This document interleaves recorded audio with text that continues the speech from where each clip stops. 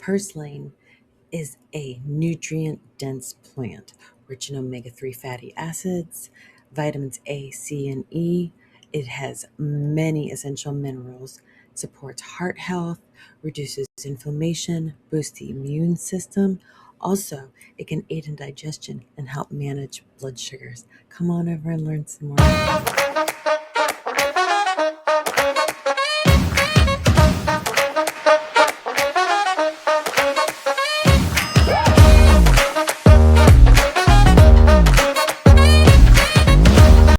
Hi, everybody. How are you today? So, we're going to talk about purslane today. It is that lovely weed that grows up in sidewalk cracks or in your yard or your driveway cracks. I mean, it is extremely easy to grow and it grows when you even don't want it to.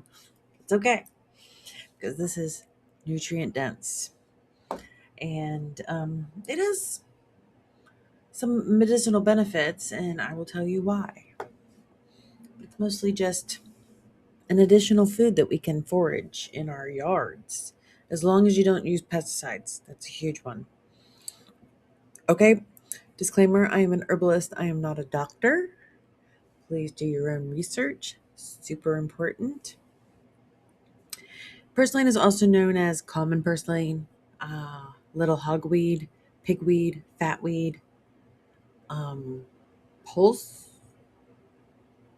I don't know, the Pusle. I didn't, that might be a typo. I just copy and pasted that little sentence. Anyways, it is found worldwide and it's often considered a nuisance here. But in other parts of the globe, it's regularly eaten at meals or used in medicine. In Mexico, it's called verdolaga and it is included in recipes. In Chinese folklore, purslane is known as a vegetable for long life. Um, so I have my notes over here on the screen. I read from them often. It keeps me on track and make sure that I give you guys the most accurate information possible. I try not to go off my script too often. Anyways, purslane is actually a succulent, being that all that means is that it retains water. Purslane thrives in climates that can't sustain many other plants. It's a sturdy plant. Um, it makes a great option for very dry, hot regions or for gardens that you don't trust themselves to water regularly. This easily overlooked plant also provides a surprising number of health benefits. So, an edible succulent grows in gardens and wild areas. It's rich in omega-3 fatty acids. It's used in Mediterranean, Mexican, and Greek cooking. It's considered a superfood. And it's just something that grows in your sidewalk.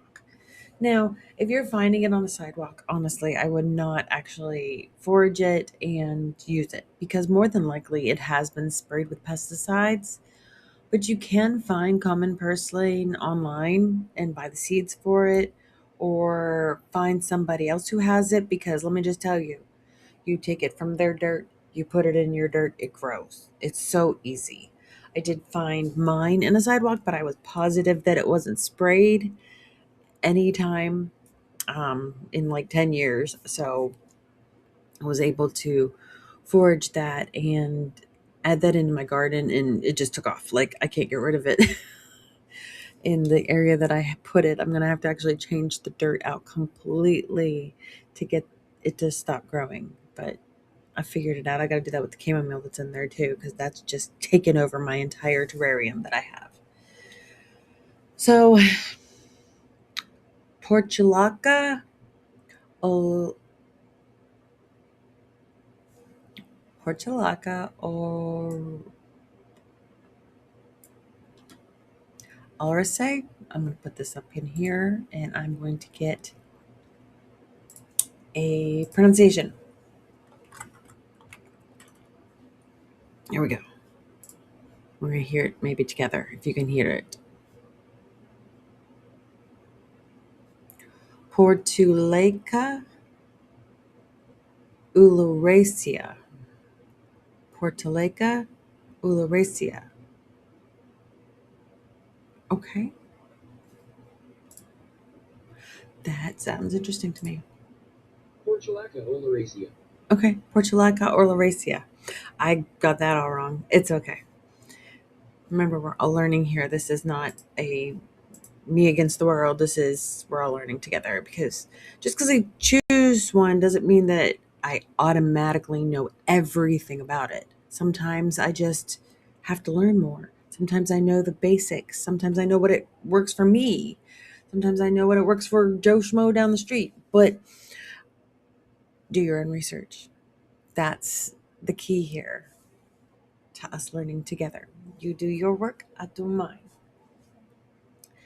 So it's used in Greek and Italian cooking. Immigrants from India originally brought it with them, then it escaped into gardens and backyards and is now naturalized worldwide. Over centuries, purslane has been treated as a medicinal wonder, a cultivated ornament, an annoying weed, and edible leafy green. It resembles those of a tiny jade plant. When plucked for recipes, they lend a lemony, tangy flavor with reminiscent of like sorrel, which has that same flavor. Um, it's a good substitute for like spinach, watercress, arugula, stuff like that. It's an excellent source of vitamin A, C, potassium, calcium, iron, choline, magnesium. It has 7 times the beta carotene of carrots, 6 times the vitamin E of spinach, 5 times more omega 3 fatty acids than spinach. Um, it's said to be a natural remedy for insomnia. It has many of the same health benefits as other leafy greens like kale, spinach, and so on and so forth. But just some of them have more nutrients. This one is extremely nutrient dense. So the beta carotene, it's a plant pigment that's converted in the body into vitamin A. So it's a powerful antioxidant that works to maintain healthy skin, neurological function, vision. Beta carotene is good for your body, but it can also make you turn orange. So be careful about that. Um, Research shows that because it's an antioxidant, beta carotene is valued for its ability to prevent chronic disease by protecting the body from damaging free radical cells. Eating foods high in beta carotene can help improve respiratory and pulmonary function. In addition, studies indicate that consuming antioxidants is particularly important for women who are pregnant and breastfeeding, because vitamin A plays a critical role in health development of fetus and newborns. Vitamin C, 35% of your daily recommended intake for vitamin C can come from purslane. Um, Antioxidants. It's huge. This is like a big one, power pack. Antiseptic and antifungal capabilities. Purslane helps inhibit the growth of certain types of bacteria, bolstering the immune system. It also can prove useful in combating fungal infections and even some parasites. It can reduce fever caused by various infections. It can assist with gynecological issues, stabilize irregular menstrual cycles. It can also induce contractions, so don't have it during pregnancy. Not in any medicinal form anyway. So it supports the brain and nervous system health. This is what it claims, because I have not tried these in a sense of I've had them. I've eaten purslane. We've added it to our salads, to our soups. I haven't done it very often because I don't think of it as often as I should. But either way, I've had it. It does have a nice little, lemony flavor, kind of earthy. It's not terrible at all. Adding it in with everything else, you don't really notice it, but it still gives you the nutrients that are super important for our bodies to intake, that we don't on a normal basis with the majority of the junk food, nutrient deficient food that we're being served in our society these days, at least here in the United States. I have no more information for any other country. So,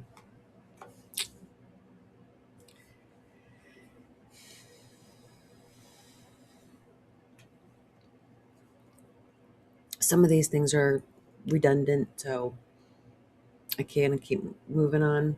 Talked about how it supports the nervous system and the brain. Talked about the immune system. It promotes digestive and gut health. So, and that comes specifically from its mucilaginous texture. Slightly slippery feel of its leaves provides a gentle fiber that supports gut health and digestion. It may ease constipation, help balance intestinal flora, soothe the stomach lining. In traditional medicine, purslane tea was used to treat mild gastrointestinal irritation. So there you go. There's that one. It can actually boost your hydration and mineral balance. It's nearly 93% water and rich in electrolytes such as magnesium, potassium, and calcium. It helps replenish minerals lost through sweating and heat. This makes it an ideal food for warm climates, helping prevent dehydration while maintaining body's pH and electrolyte levels. So, like, literally, if you're out in the yard and you're getting dehydrated, go grab some purslane. Just start chewing on it. I know it sounds funny, but like literally, me and the kids have done it before. We've had friends over and they've done it. It's it sounds fun. It's kind of quirky, but it works and we've done it. So promotes skin health and healing. It can soothe burns, soothe wounds.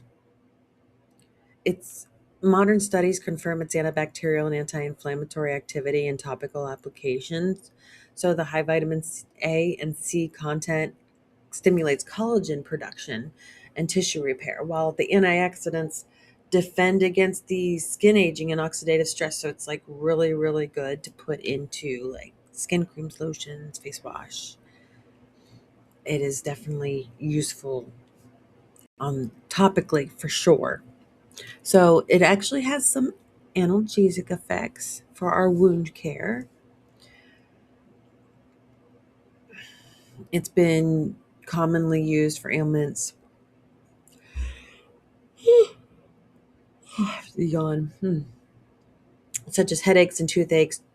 So, like, if you got toothache, stick it on there, just like the toothache plant. So, like, if you were going to make any sort of an analgesic, like dental gel, like Ambisol or something like that. I personally, if I was making homemade Ambisol, I'd probably use toothache plant and purslane. Probably add some calendula, probably some cloves, coconut oil.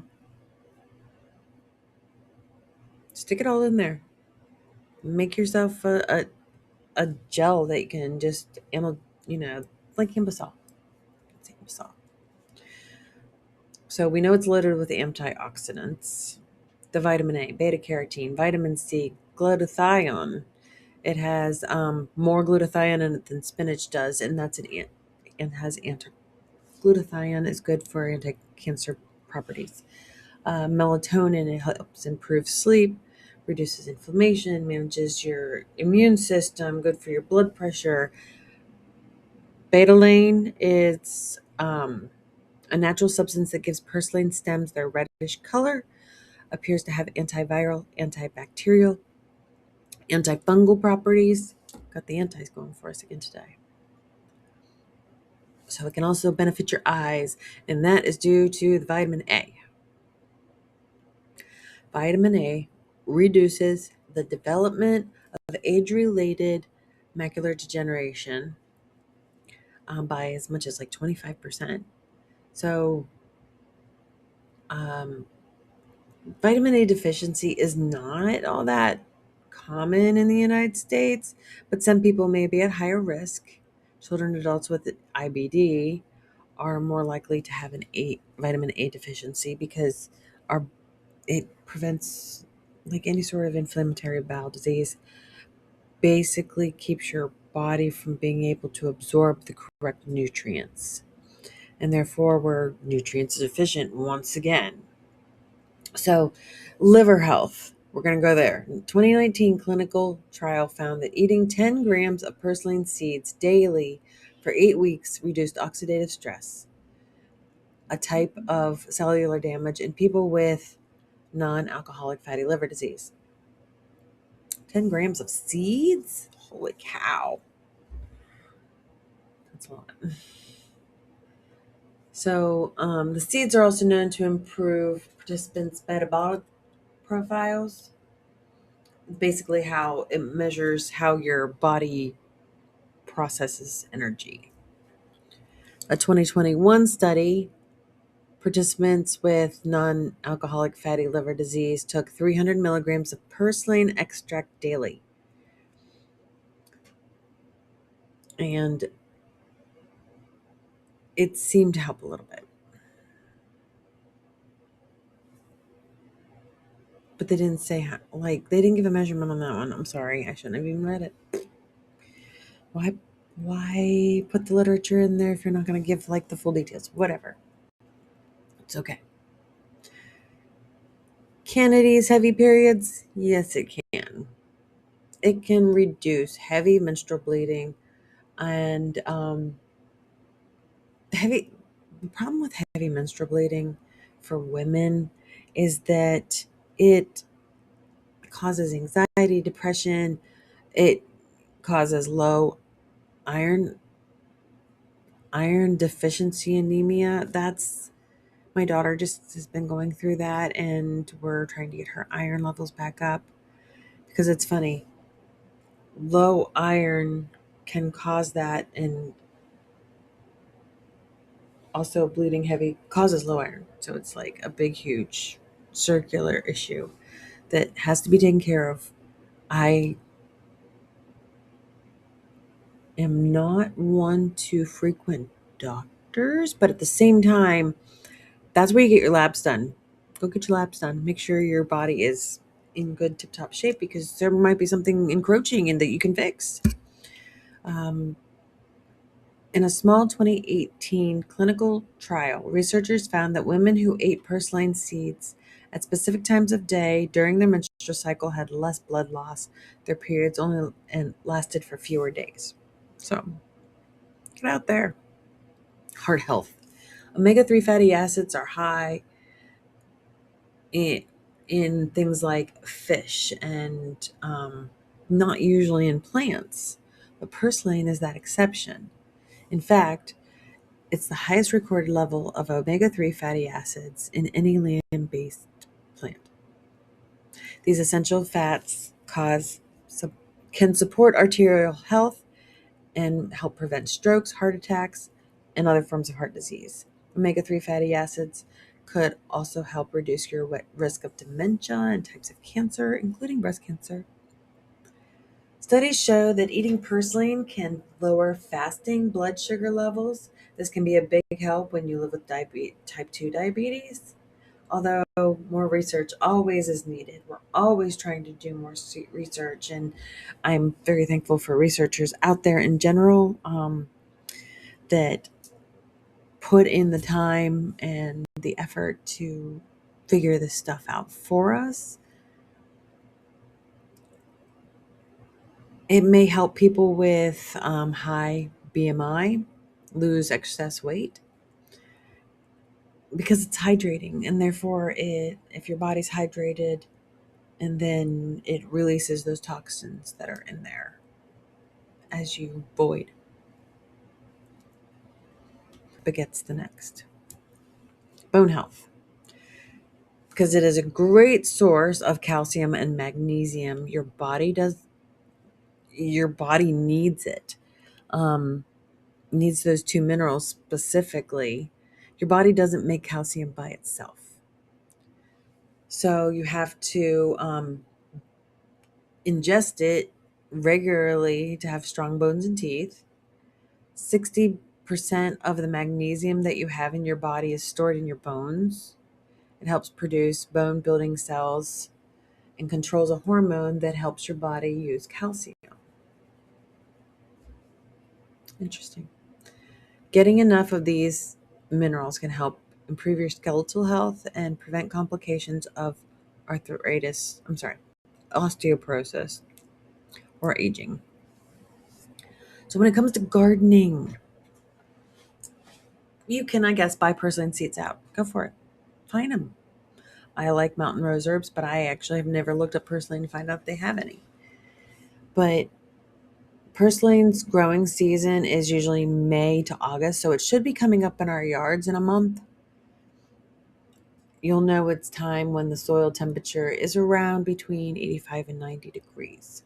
Once you plant your seeds, no more than half an inch deep, they usually come up really quickly. Purslane grows pretty quick, and in 6 to 8 weeks, it's ready to eat.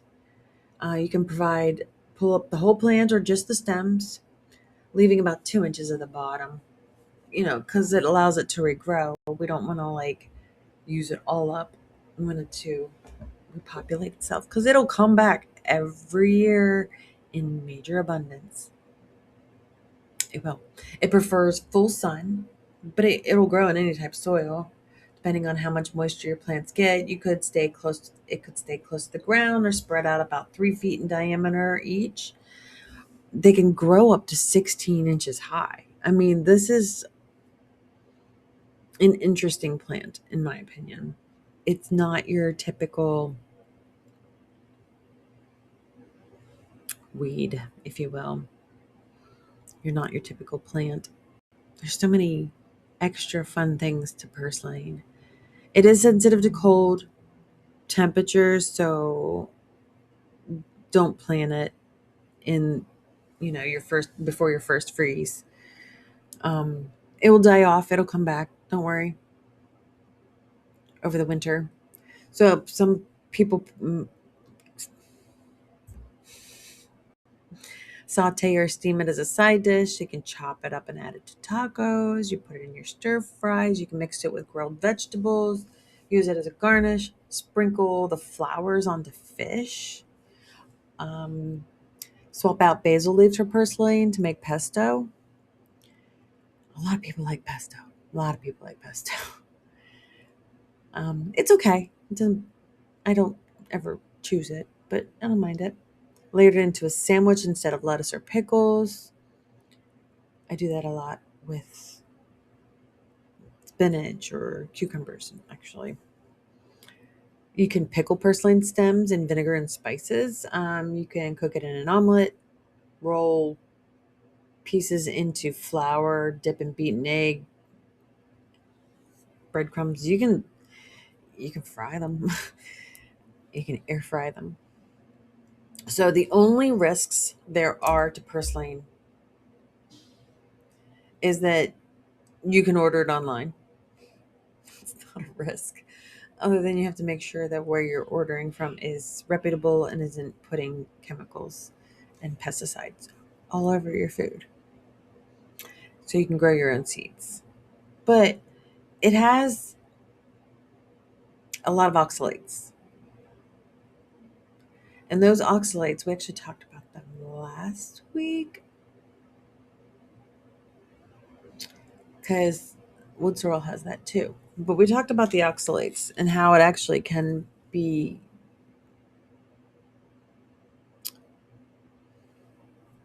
long-term wise damaging for your kidneys. So if you're prone to kidney stones, prone to or have kidney disease, don't even bother with purslane. Not in did you hear the doses that they were giving people? I mean, that's like 10 grams. Is that 10 grams? Was that 10 grams? I believe it was. That felt like a lot. Come on, thing. Why are you doing that? So, yeah, what was it? 10 grams of, that's for it to be medicinal. If you're having it and you're just having it occasionally, like with a meal, it's going to be fine. But if you're having it in medicinal values to be able to like adjust something in your body and you have any sort of kidney issues, don't do it. It's just not necessary. If you love the taste of it and have it twice a week, as long as you take your breaks, it'll be fine. It'll be fine. Sorry, I was reading something on my screen that popped up. Um, I'd say that only the medicinal doses are going to make anybody who's pregnant have a miscarriage or induce labor or impede your breastfeeding capabilities or what you're delivering to your baby. If you're just eating it as a vegetable, it's fine. Just don't have it every day. Don't have it even more than once or twice a week. And only during season. So I think you're fine. The oxalates are high, but they're not dangerous unless you already have kidney issues. So that is my recommendations for purslane. I do find that it has a similar flavor to spinach, a little bit more lemony, but not much. And it just depends on your taste buds because everybody's a little bit different.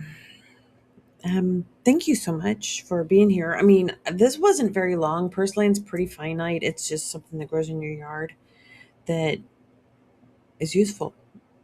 Don't spray pesticides. Stay away from them.